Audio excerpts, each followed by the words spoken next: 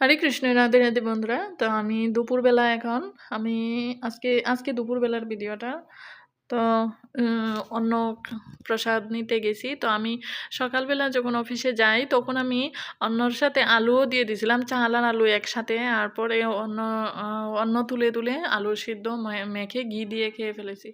তো এখন গিয়েছিলাম আমি সয়াবিন রসা রান্না করতে, কিন্তু গিয়ে দেখলাম অন্য থেকে আমি মোটামুটি অনেকগুলো আলু তুলেই খেয়ে ফেলেছি অলরেডি।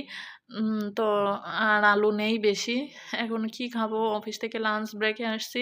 তারপর আমি এই যে মুড়িগুলো আসলে ড্যাম্প হয়ে গেছিলো বয়ামে থাকতে থাকতে কৌটায়।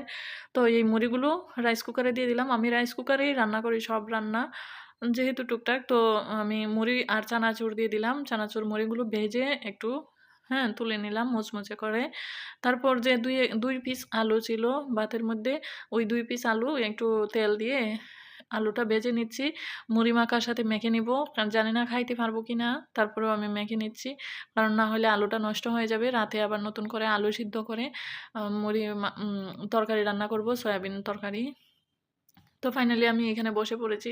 খারাপ লাগছিল না মোটেও, অনেক ভালো লাগছিল। আলু ভাজা দিয়ে মুড়ি চানাচুর মেখে একটু জল টল খেয়ে আমি আবার চলে যাই। তো আমার ভিডিওগুলো আপনাদের কেমন লাগে? আর সুন্দর কমেন্ট, আসলে আপনারা সুন্দর কমেন্ট করেন অনেক সময়। হরে কৃষ্ণ।